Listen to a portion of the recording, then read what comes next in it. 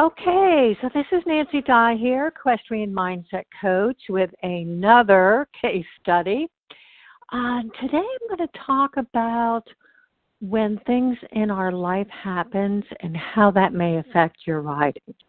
Okay, so this story is actually about a very experienced jumper who was knocking it out of the park, winning all the championships.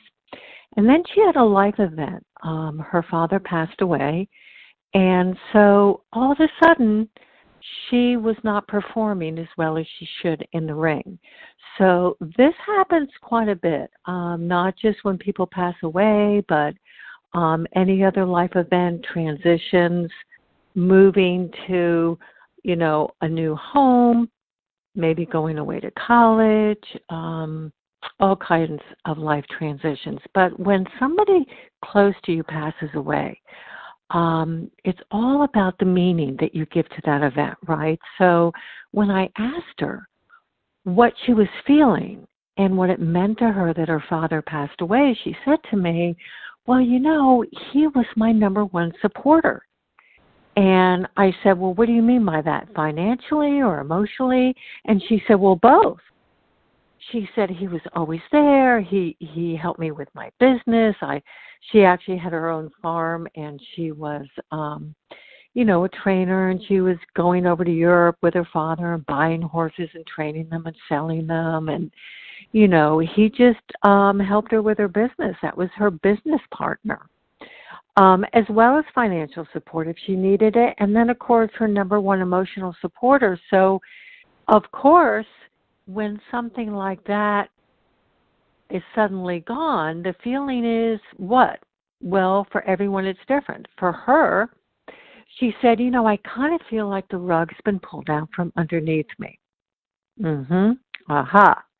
So, how would you feel if you had to be in total and complete control of your life, feeling lifted up and totally supported, and all of a sudden that's gone?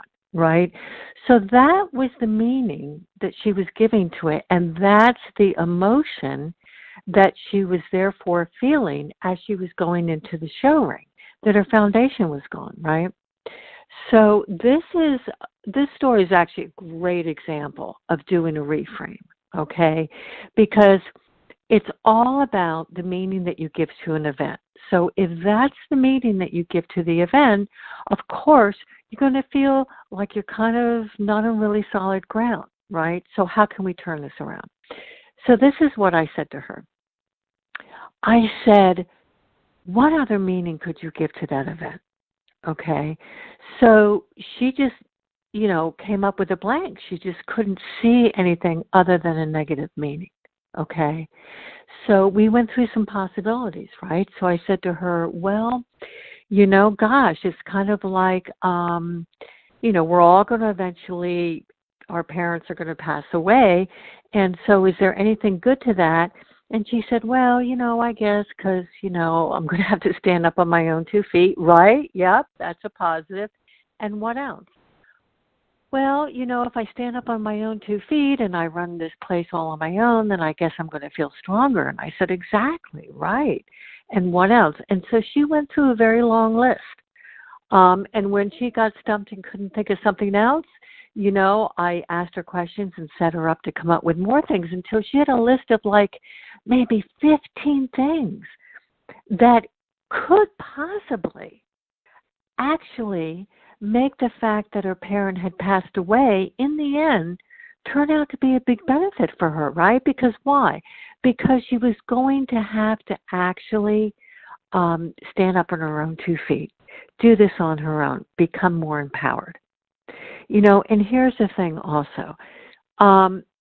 As we don't do that because people are doing that for us, we never really do step into our power 100%, right?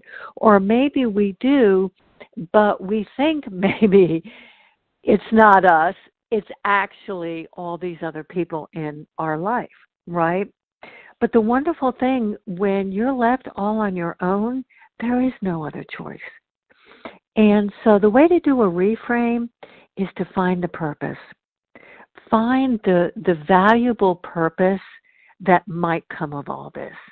And listen, you don't know. You don't know what that purpose is going to be at that moment. You don't know how this is going to turn out to be a great thing.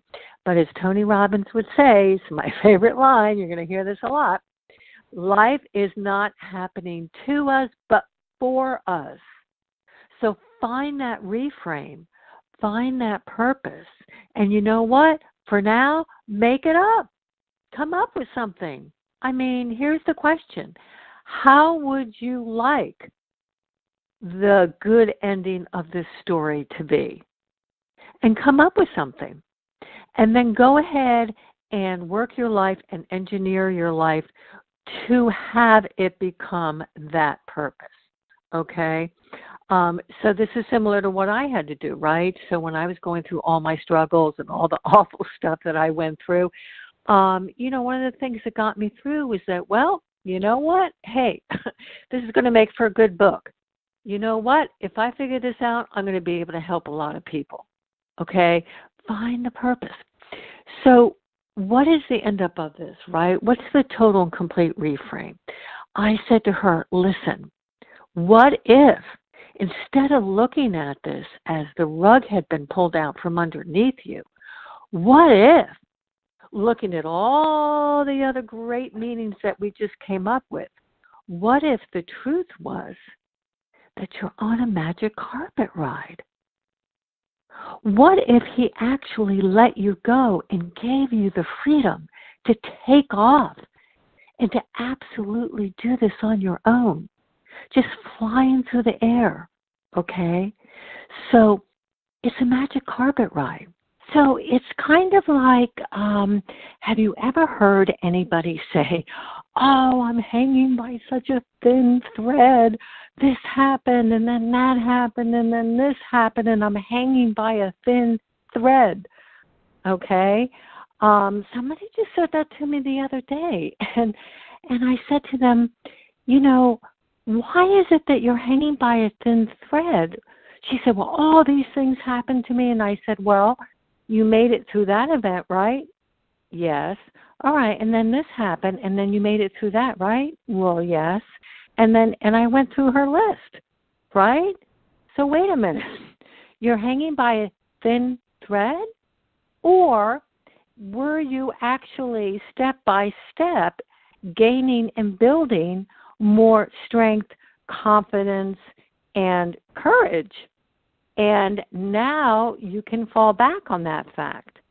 So I said to her, reframe it like this. I mean, why is it a thin thread? If any of you remember the show Tarzan, I don't know if you remember when he would, get up there and he would grab a rope and he would swing, let go, just in time for the next rope that came up, and he would swing.